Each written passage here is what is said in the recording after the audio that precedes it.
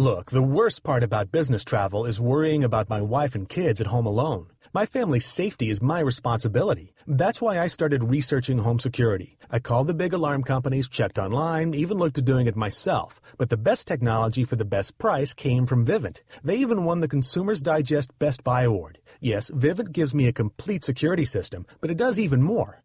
Vivint's video technology is unreal. I can see what's going on in my home right from my smartphone, tablet, or computer. I can even lock the doors remotely if my kids forget. Best yet, I got Vivint's no equipment costs and free install deal. $1,300 worth of camera and security equipment at no charge.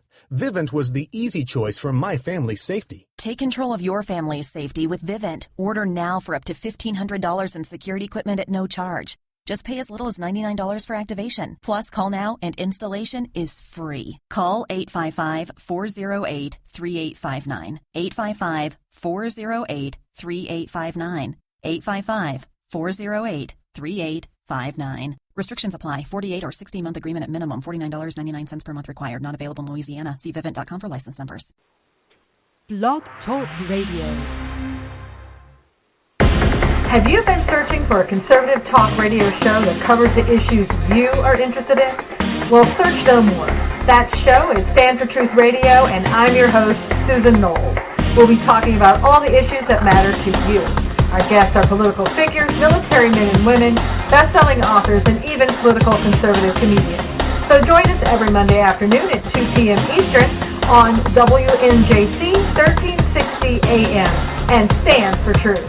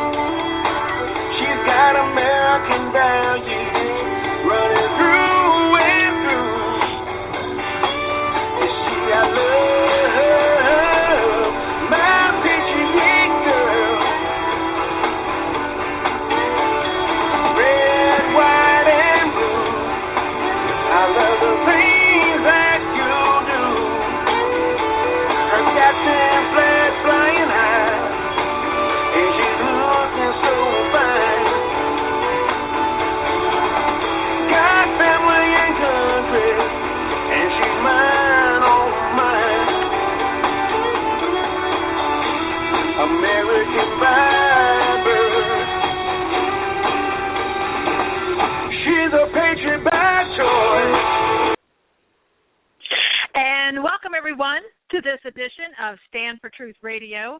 I'm your host, Susan Knowles, and you can find all my articles and all past archives of this show at susanknowles.com. And this show is now being heard every week on WNCJ, 1360 AM in Philadelphia, thepunditpress.com, freedominamericaradio.com, and shrmedia.com. So please check all of them out. I am so glad that you could be here with us. We have an amazing and timely guest who is here to speak with us about many subjects currently happening in the news, such as Iran, ISIS, and so much more. So let me get right to the introduction. Our guest is Manda Zand Irvin. During the Iranian Islamic Revolution, Manda witnessed the execution of many innocent people, including her high school principal. She witnessed the human rights of the Iranian people, especially the women, taken away from them. She witnessed her homeland leaving the 20th century to turn backward, and she witnessed the effect. Manda came to the United States as a political refugee on June 17, 1980. Became a citizen 3 years later and began her fight for human rights in Iran. She is the founder and president of the Alliance of Iranian Women, a group which has deep connections within Iran. As the head of the Alliance of Iranian Women, Amanda Urban works to bring the West's attention to the plight of Iranian women under Islamic Sharia law. She almost single-handedly gathered the support to pass a 2003 U.S. Senate resolution on the human rights of the women of Iran. In 2005, Amanda was the UN Conference on the Family and Islamic Societies. In September 2009, she was invited to the G8 International Conference on Violence Against Women at the Italian Foreign Ministry headquarters in Rome, Italy, where she was the featured speaker on Iran. Amanda is frequently consulted by members of Congress considering resolutions and legislation on Iran policy and human rights. She has testified in congressional hearings and briefings, Helsinki Commission, and spoken at the UN conferences. In February 2008, she was appointed by the President of the United States as the United States delegate to the UN Commission on the Status of Women. On December 10, 2013, she was invited to speak at the UN Conference on Violence Against Women.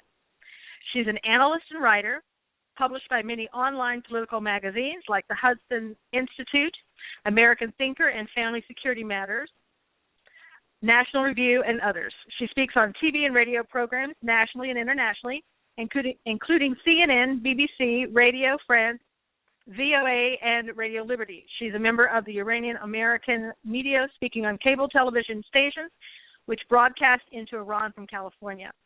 She also speaks at universities and conferences on the history of American-Iranian relations, European Middle Eastern history, human rights, and Islamic Sharia law. Amanda is a senior fellow of the Center for Security Policy and is the winner of the ST Award. And so let's bring her on. Amanda, welcome to the show. Thank you very much for having me. I wanted to start tonight and go right into your background, but from what I understand, you live near Baltimore. So tell me, what's going on there?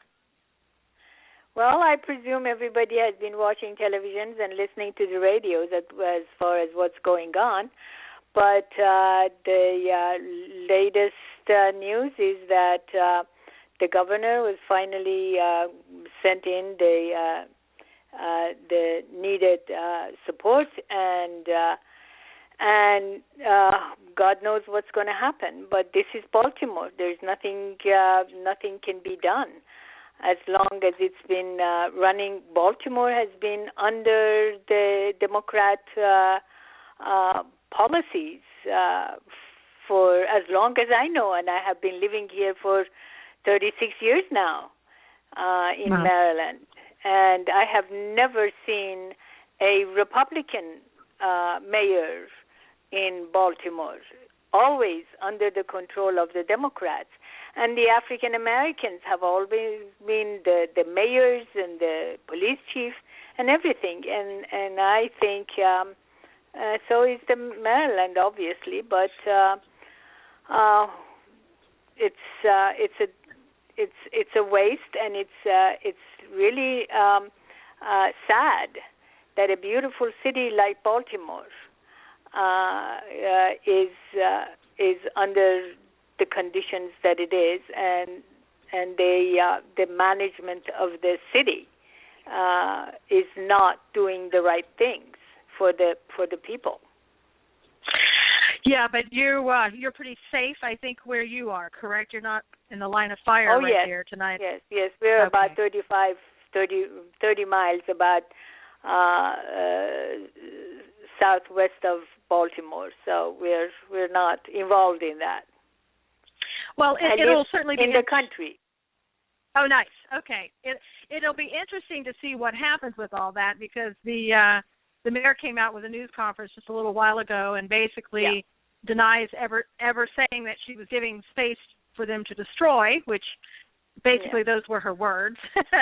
And now the governor has declared, like you said, a national emergency, and the National Guard's coming out. So that's good. I mean, we have to put an end to this before it escalates any more than it has. So yes.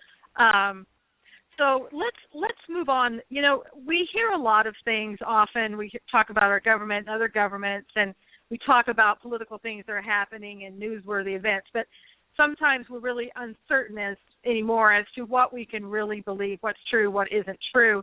So I'm anxious to ask you a lot of questions in regards to Iran and what you know about Iran and ISIS and things of that. So let's start with your childhood in Iran. Tell me what that was like for you. Well, my childhood in Iran was wonderful. I come from the mountainous part of Iran, which is it's the Zagros Mountains that goes across Iran from west to all the way east to India, and that's where my ancestors have lived since the second millennium BC. And so I was, both my grandparents lived there, and my parents met there. And, well, their marriage was arranged by the families, as it was the rule of the society. But I grew up in a big, huge family with 56 first cousins, and wow. And big, everything comfortable in a tribal life. And my maternal grandfather was a historian. He was a judge by profession, but he was also a historian and archaeologist in the mountains. He was the person who discovered the first bronze tools that Neanderthals used, the early humans used for hunting and cutting in the caves in Luristan, where his estate was. And so he was a patriotic woman. He was a Zoroastrian, and so his motto was good thoughts, good words, and good deeds. And he always said that Islam belongs to the Arabs. It's their religion. It's been forced on us. I'm Iranian. My religion is Zoroastrianism. And so he named us, all of us, Iranian names, no Muslim names. She named me Mandana, which is the name of the Princess of Medes, I guess about 5,000 years ago. And my sister was Paorachista, which in Zoroastrian religion means the goddess of knowledge and love, and the daughter of Zoroaster. And so I was raised in a very comfortable, knowledgeable, educated, and patriotic family. Now, what was your grandmother had a contribution also? Can you talk a little bit about that? Yes. My maternal grandmother was a Baha'i, and she was from one of the first families who began the Baha'i faith. But she was, when I was a teenager, my grandmother started the Humane Society in Iran, and that was, how she forced the city, the municipality, Tehran municipality, to provide the land for her to build a big hospital and a place to keep the animals and take care of them by putting walls around a piece of parcel of land next to her house and building a sort of a place for the stray animals. And so the neighbors were angry, and they went to the city hall, and city hall came to my grandmother. My grandmother said, okay, you provide the land wherever you have it, and then I'll close this down. So the city said, okay, and they provided her with 11 acres of land, walled it up, and she built and hired veterinarians and built a very good place for animals. And what you're describing just seems so different than what we're kind of used to, at least in the news these days, to what the Iranian lifestyle is. And I want to kind of back up just a little bit too. And I want to talk about, when I first introduced you, I talked about you witnessing your principal being killed. Can you talk about that and about what year that was? Yes. Well, that was, she was the principal of the high school that I attended when I was going to high school. And when, by 1979, she had been the Secretary of Education in Iran, the first woman to become member of the cabinet. So that's why they executed her, because of who she was and what she was doing. Actually, this woman had a great history.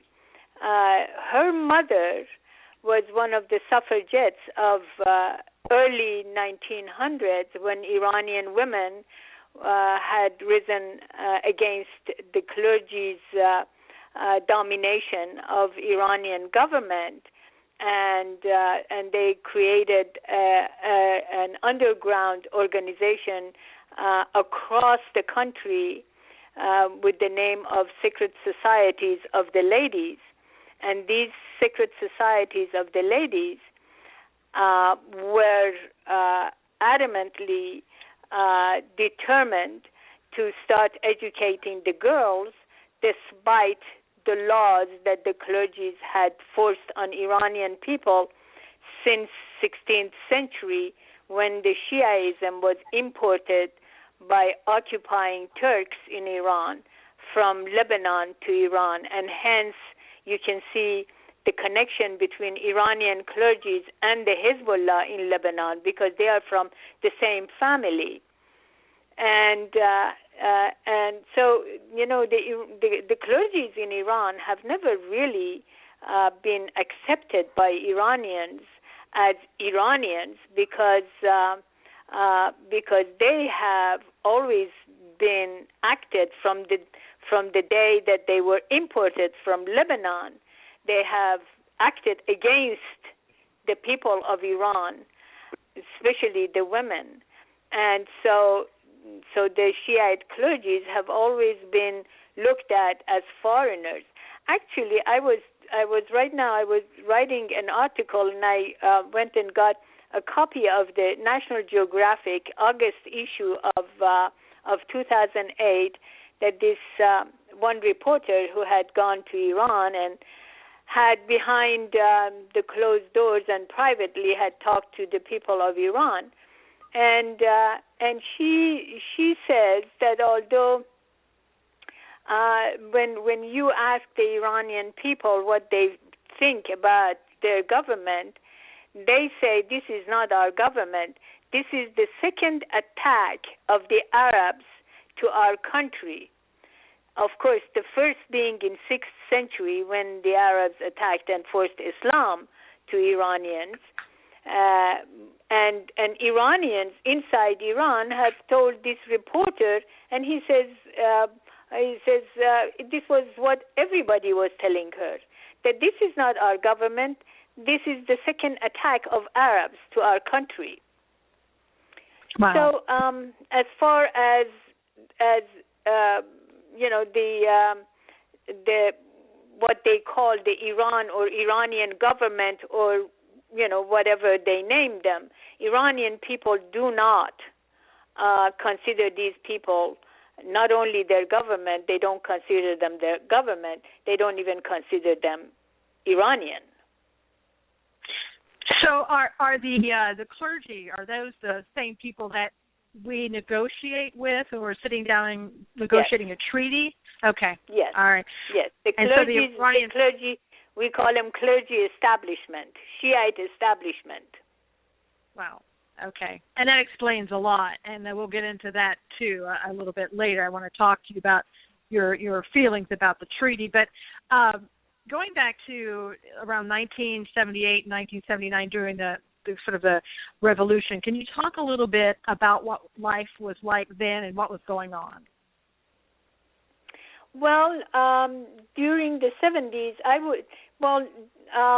you know, for 400 years since 16th century, when the Safavid Turks occupied our country, They were like cousins to Ottomans.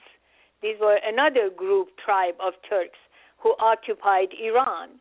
And since they were Shiites, they imported the Shiite clergies from Lebanon. That was where they lived. And so, anyway, and since then, Iran had been under the control of the clergies, Shiite clergies, under their rule. And since when those the Safavid Turks were defeated, another group of Tatars occupied Iran, and so they continued empowering the clergies also. And so Iranians were helpless, and of course they were kept uneducated and poor. And then from sort of early 18th century, 1800s, the British and the Russians sort of colonized Iran, and they divided Iran into northern half under the Russian control, southern half under the British control. And they were looting Iran also. So, eventually, with the probably women starting this movement, there was a revolution, constitutional revolution in Iran that began somewhere around 1880s, and there was military sort of opposition, constitutional army fighting the government, and so finally, when they succeeded, which women were soldiers and were killed in this revolution war, when they succeeded and the king, the Qajar, which was the Turkish king, signed the constitution, well, by then they had been in Iran for 100 years and they were the second generation of the Tatars, had become Iranian anyway. So he signed the constitution, but the clergy refused to sign any kind of constitution and then there was assassinations of prime ministers, revolutionaries, leaders, and so on and so forth. And so consequently, for 400 years, Iranians were poor and illiterate, were kept that way because of the history of what was happening and going on. Until after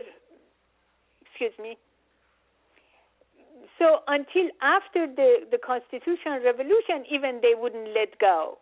And after so many assassinations, finally the Iranian revolutionaries decided, okay, the first parliament that Iranians were able to elect, the clergy insisted that they should be members of the parliament despite what the revolutionaries wanted. And then they insisted that, okay, we'll let you secularize everything but the family issues, which, of course, family issues includes only the women's right and children's right under the Sharia law. And that's when the women rose up. And I was looking at your website and looking at the section that talks about women's right in Islamic Republic of Iran. Yes. And I don't see that they really have any rights. I mean, nothing. No. Yeah. I mean, the first line will tell you everything. You don't even need to read the rest of the whole page. The first line, when you read that women are property, women and children are properties of men, and that tells you all. And it was that sums up the whole thing. It was interesting that the value of a woman's life is considered to be one half that of a man. Yes. So everything it seemed for like women is half. And it seems like even with divorce, in America we have rights of the children. Typically, not always, children are with their mothers, and in this case, right. And in this case, in Iran, it sounds like the dad, the father gets the children, and the mother the really father doesn't even always get the children. owns the children. You see, it's not getting with the divorce. The second that the child is born, is separated from the body of the mother, the child is the property of the father. Period. Wow. But these are the laws that was re-established by Khomeini in 1979. Before, during the 1970s, we had the same laws that we have in America. There was divorce courts, there was family laws, everything was secular, and anybody wanted to divorce, they go to the court, and the court gave them the divorce, and the children would go mostly to the mothers, unless the mother was not able, capable, or whatever.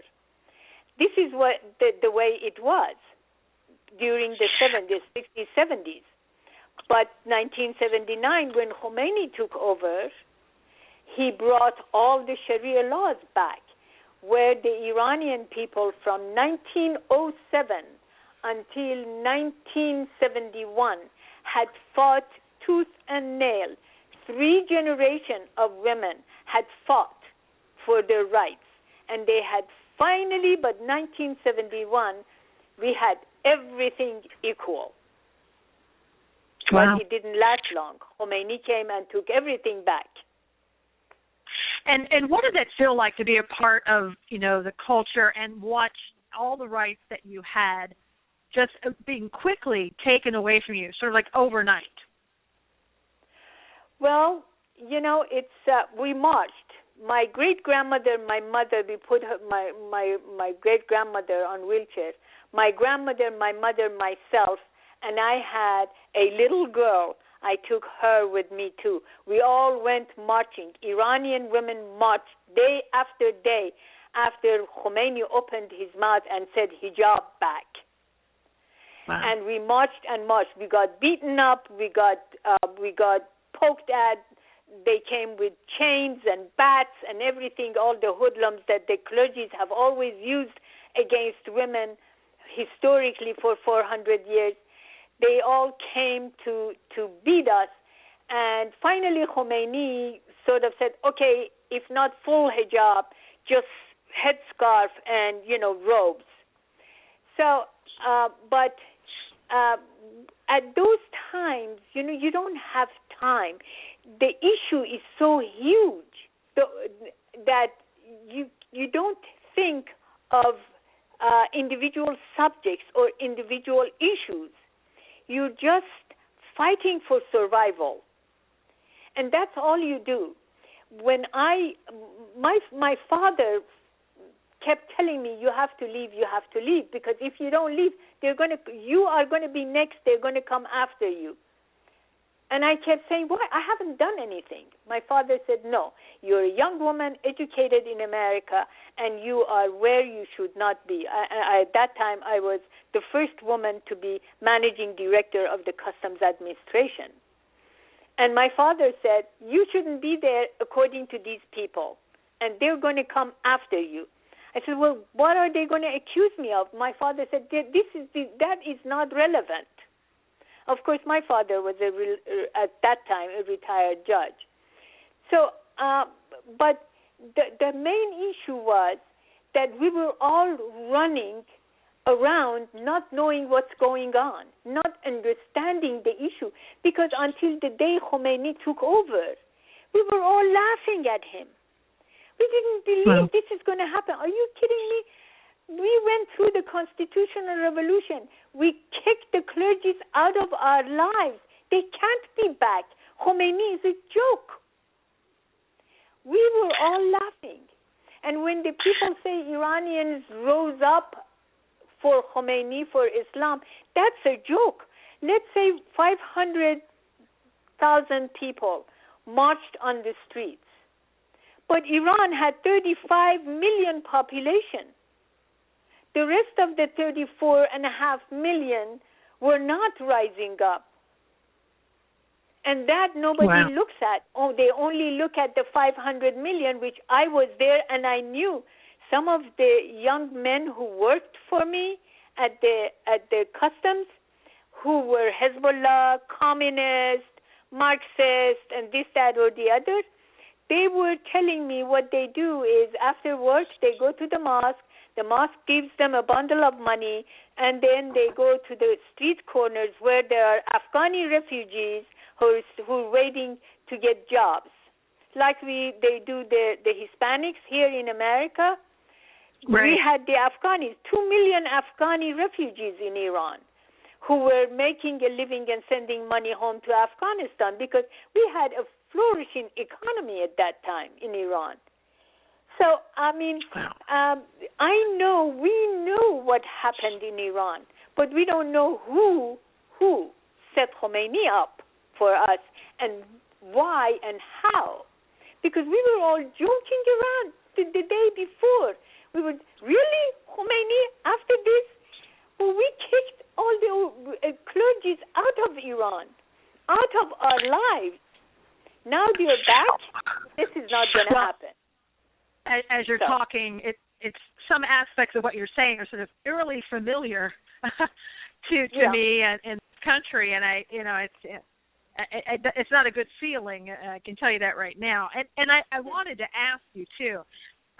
Hillary Clinton always says, she's the champion for women's rights, and all that. What has been your experience or of the Iranian women with Hillary Clinton? Well, Mrs. Clinton has no love lost for Iran. Let me tell you one thing. The whole academia and media and many members of the policymakers in this country, they don't really care about human rights, especially within the Democratic Party. They don't even want to bother. Mrs. Clinton has been one of the people that Iranian women inside Iran, the activists, the ones who have been in and out of prisons, have been tortured, have been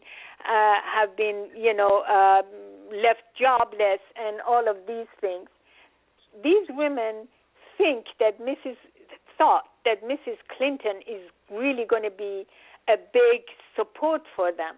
But they were very disappointed when time after time in United Nations, in all these international organizations and conferences that is made all over the world about the women's rights and women's issues. In every one of these places that Iranian women activists of today have attended, and they have asked her or the other women like her for her support, they have been totally disappointed. One of them told me, who's a journalist who had gone to the conference on human rights of women in Peking about 9-10 years ago. She told me that when she went to Mrs. Clinton, of course she was speaking on behalf of Iranian women and on behalf of a woman journalist in Iran who does not get to write one line in any magazine or newspaper.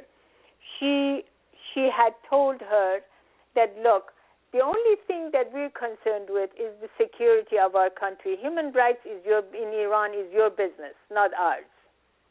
This is what Mrs. Clinton had told her.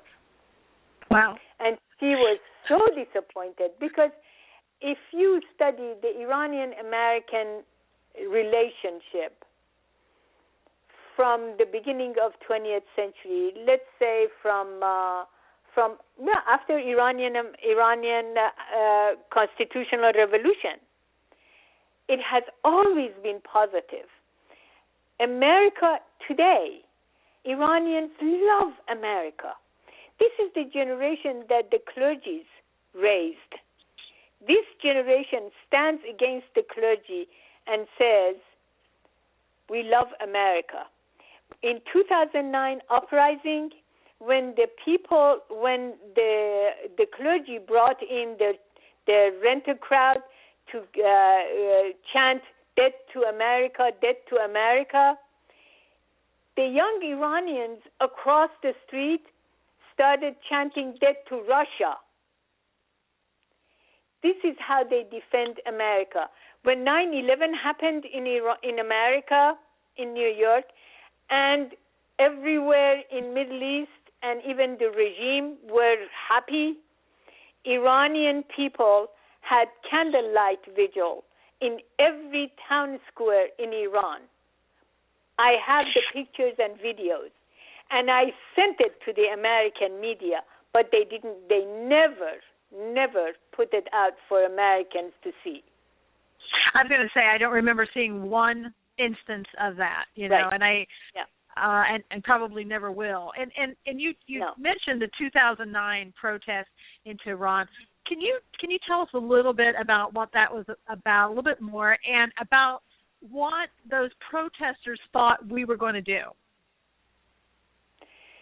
Well, as I said, Iranian-American relationship has always been positive. Well, you have to understand where Iranian mentality about West comes from. Mm-hmm. Iran was occupied by the British and Russians for over 100 years, and to the point that the British and the Russians had a St. Petersburg conference treaty that they did without telling Iranians at all, and they divided Iran in half. The northern part of Iran the Russians took, and the southern part of Iran the British took. And then the looting of everything. Like the history of our Iranian custom is that they used to take all the income from the merchants' import and export in Iran. They went directly to the pocket of the British and the Russians. It never went to Iranians. That's how the Iranian population, until after the revolution, until the women of Iran, the secret societies of the ladies, began fighting the clergies and educating the children, homeschooling the children, the little girls of Iran. So when America rise up after the Second World, when the revolution happened and the Iranian revolutionaries wanted to set up a modern system of government, because until then we didn't have anything. No government. The government was, the treasury belonged to the king, and the clergies took their taxation from the people. They were the big landowners and feudalists, and so that was it. After the revolution, Iranian revolutionaries wanted to set up a government. They didn't go to the Russians or British. They got on horse and buggy, drove to Constantinople from Tehran, which is today's Istanbul, and went to the American embassy, because America did not have the right to have an embassy in Iran until between the First and Second World War. Even at that time, it wasn't called embassy; it was called an office. So they went to Constantinople and asked America to send them a group of experts to Iran, and so they will teach them and set up a modern system of government for them. And United States President Taft did that. That was not, I don't remember. It was Taft at that time or the later on. Anyway, but send 11 people, expert economists and accountants and so on and so forth, who established a system of government, cabinet system for Iran. And of course there was a... Yes. I was going to say, so in 2009, yes. What specifically was that all about? Yeah, 2000. Iran. Everybody knows what happens in elections in Iran is not a democracy. It's a fake. It's a joke. It's just to claim that we are democratic for the system. But what happens, the system is that Khamenei, the supreme leader, picks candidates. And people go and vote for the candidates that the supreme leader introduces to them. He says either A, B, or C, or A and B, you only have two choices, either one of these two. So the people have to vote for either one of those two. But even when they vote, everybody knows that the person that they have voted for, if it's not the person that supreme leader wants, they're going to say the other one has won. So eventually, supreme leader gets to appoint his own man, like Mr. Rouhani these days. Mm-hmm. So in 2009, Ahmadinejad, people were very, very angry at Ahmadinejad. And the supreme leader had also sort of appointed two candidates. So there were three candidates in 2009 for the people to vote for. Well, the people went and voted for the other one because that other one has a wife who campaigned for him. They're Iranian women. They won't go along with what they are forced to go along. But because she used to be a professor during 70s, then she went to hijab because of her husband and what happened. So she campaigned, and people voted for him. But when the result came out, Ahmadinejad was on the job. He was the winner. And that really, really made people angry because they knew 100% that they did not vote for Ahmadinejad. And that was the great proof for them that this whole thing is just a joke. That you come and vote, their vote doesn't count. Well, so they got into the streets. Right, and again, there's some some similarities there that we're seeing today in America, and it's not a good thing, of course, and nobody ever thought something like that would happen here in America. Let me move on a little bit to the nuclear weapons treaty and some of the minutes that we have left here. Are you for or against that treaty, and why or why not? Oh, God. There are no Iranians who are for this treaty. They know this is just another plot by the mullahs of Iran, and they know that Mr. Obama, as he ignored them in 2009 when they marched on the streets and said, Obama, Obama, are you with them or with us? Day after day, they chanted. Of course, the media in America never showed them, but we were watching, and we were getting the videos, and we were listening to them. But anyway, so Iranians are not very happy, and they know, they are sure that President Obama is not on their side because he did not stand by them.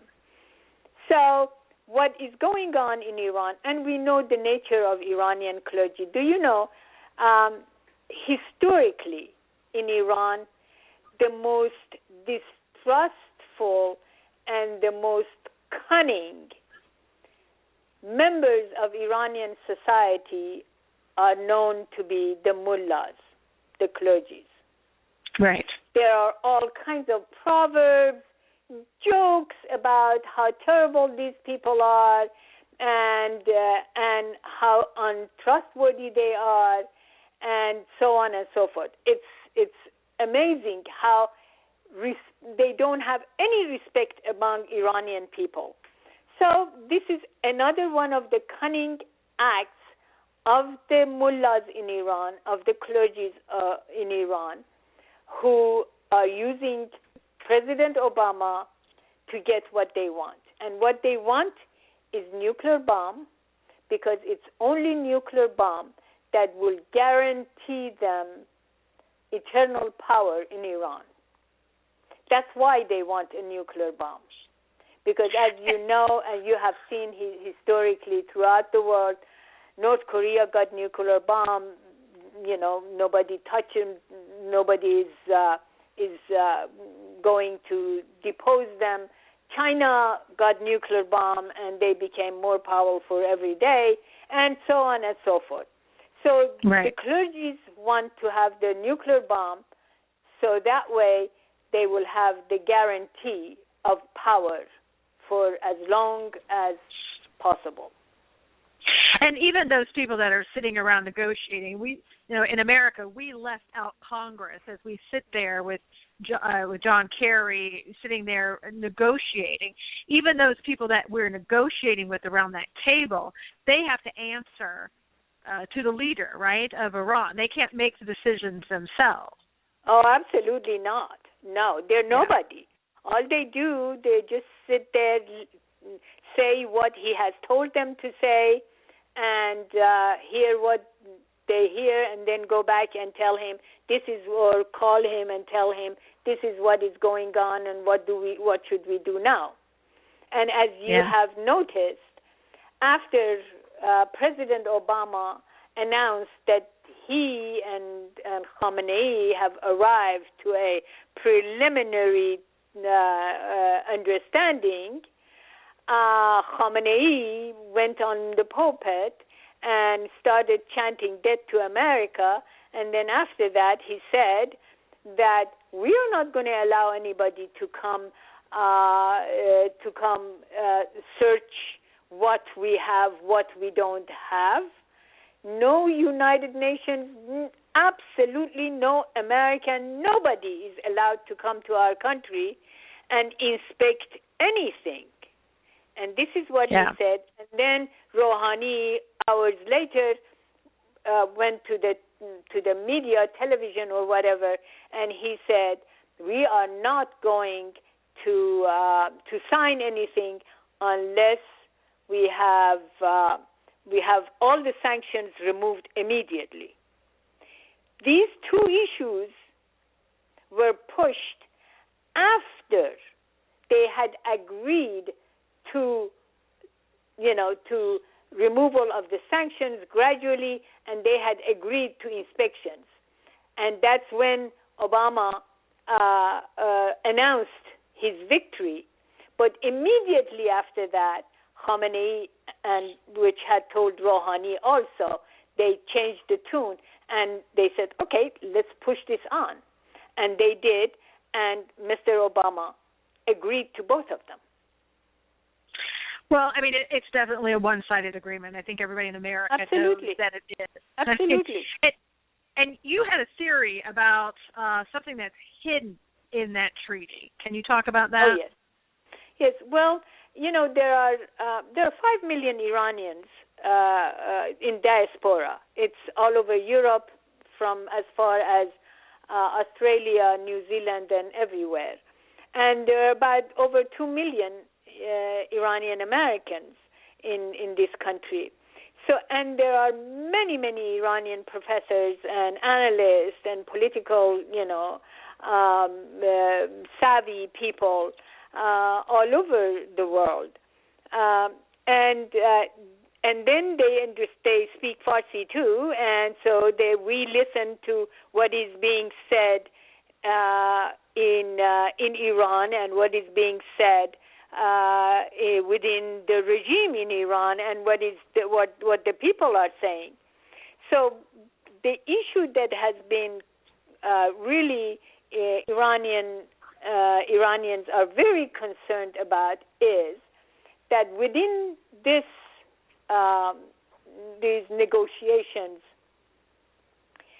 there is a hidden part, which is the guarantee of United States not to interfere in the, let's say, rule of the clergies in Iran. They guarantee that they are never going to conspire against the regime, help any coup d'etat against the regime, supporting the people to rise up against the regime. None of those. This is what Iranian analysts are worried about. That it seems like it has been said somewhere inside Iran, somebody has found out and heard about it, that there is this part which is totally secret, a CIA kind of a secret document that has been discussed and will be or is signed, that United States promises not to ever conspire against the Islamic regime in Iran. So basically, it's a hands-off. We just let Iran do whatever they want to do, run their country exactly the way they want to. They can persecute women. They can do whatever they want. We're not going to step in and stop it. Yeah. Hang the young boys because they are gay, and and hang women and rape and do whatever they want. And who cares? Mrs. Clinton says your issues are your problem, not ours. Well, and you can see now why that would be a good reason. If true, I'll give it. If there's doubt about it, so if true, that would certainly be a good reason that the president would not want the Congress to be involved, because the Congress, hopefully with that many people, would never agree to something like that. It's absolutely ridiculous that they would do that. So, oh my goodness. I hope not. Yeah, I would hope not. But again, these days, you can't really be sure about anything and how anything's going to go. I mean, there was a time when you knew what your government stood for, what exactly they were going to do, because they thought just like you did, and they acted upon what you wanted. You the people who put them in there, and they would follow your lead. But it certainly hasn't really been the case. We have about 9 minutes left, so I want to talk about the article that you wrote for the American Thinker called "Paying for Iran's Missiles." Tell me about that article and what that was all about. Well, the main issue is that the money that changes hand. In 1979, Iran had about $120 billion of assets invested mostly in the United States and in Europe. So far, during the last 36 years, every one of the presidents of the United States, although the regime of Iran has pushed and pushed and pushed and pushed to get the money from the United States, but every one of the presidents have resisted the push and have said that they do not have the authority to give this money to the regime. So far, the money had remained in the hands of the United States, invested for the people of Iran, and we were happy that this is going to be for future when this regime is gone. But what Mr. Obama has done in order to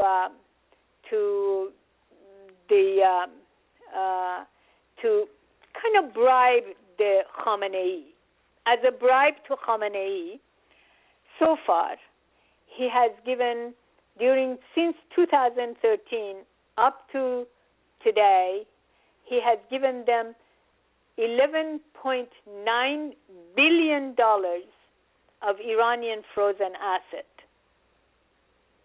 Wow. And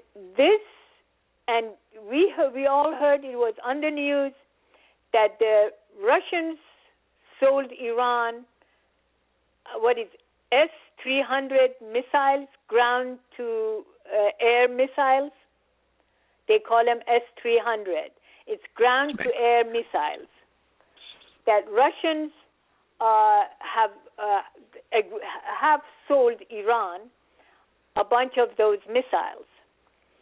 On the other hand, when the president was told about the missiles, asked a question, the president said, well, that agreement with Iran between Putin and Iran had been decided on 2009, and although it wasn't a part of the sanctions, Putin could have sold the missiles to Iran. But I am surprised that he has held on up to today, and he sold them now. Well,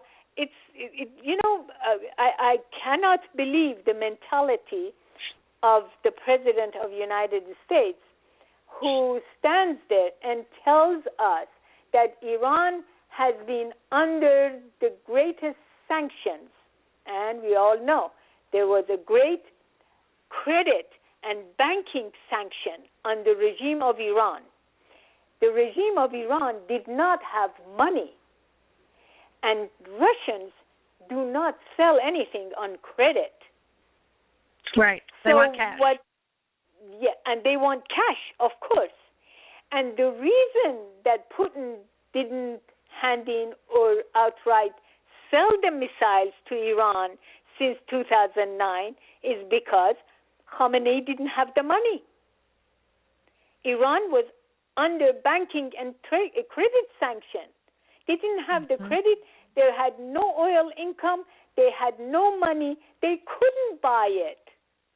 And then Mr. Obama stands there and tells American people that he's surprised that Putin didn't sell it to them. Well, how come you don't understand that Khamenei didn't have the money to buy the missile, but you gave them the money. You gave them $11.9 billion to go buy as many missiles from Putin as they can and they want. And when the people tell me that, the sanction is hurting the Iranian people, the Democrats tell me that the sanctions are hurting Iranian people, how can you say this? I'm saying that's got nothing to do with Iranian people. It's got to do with the regime. It's cutting the regime's arm, taking their bank account away from them, that we should do. That empowers the people of Iran. It empowers the people of Iran, weakens the regime. But then Mr. Obama turned around, gave them $12 billion to go buy the missiles they want. Right. And we know what they want to do with those missiles. I mean, ultimately that's it's the guarantee not to be attacked. Right. That's and also Well, and also to just bring in Sharia law and the caliphate, of course. And move into Israel, take over the world, whatever. I mean, here Israel is supposed to be our friend, and we're giving the Iranians money, and we can't expect that they're going to go out and buy ice cream cones with them. We're not that stupid. So we know what that money is going to be used for. And again, the American people don't know the truth. I mean, again, it's kind of hard to know what is the truth and what isn't the truth anymore, because we've heard lies for the past 6 years. We just we don't know anymore, and so this is just one more indication of that. I want to tell people also where they can go to learn more information about the women in Iran and your organization, and it's allianceofiranianwomen.org, and I hope they do go there and check that out. And I know that you're writing a book, and hopefully when that book comes out, we can have you come back and talk some more about what that book is. I've heard a little bit about it. Sounds very interesting, so I would like to have you come back. Well, thank you. I'll be more than happy. Okay, perfect. Well, thank you so much for being on tonight. It's really been a pleasure. You've really sort of opened up our eyes in America, I think, to learn more about truly who the Iranian people are, and that the fact that what we see in the news is not necessarily, we're not looking at the people, we're looking at the government of Iran, and we need to remember that. And the opposite, when they're looking at what's going on in America, they're seeing what the government is doing, and it doesn't necessarily mean that the people are in agreement with it. So again, Manda, thank you. Manda Zan Urban, thank you so much for coming on tonight. I really appreciate it. Thank you very much for giving me the opportunity to bring the voice of Iranian women to America. Wonderful. So have a good night, Manda. You too, and all your Thank listeners. you. Thank you. Bye-bye. So there you have it. It really is an eye-opener, and I think we do need to remember that not everything that we see is exactly the truth. I think somebody who personally experienced things and has a really good grasp on what's going on is a better indicator.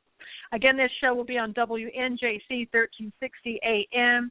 It's also carried on The Pundit Press, freedominamericaradio.com, and shrmedia.com.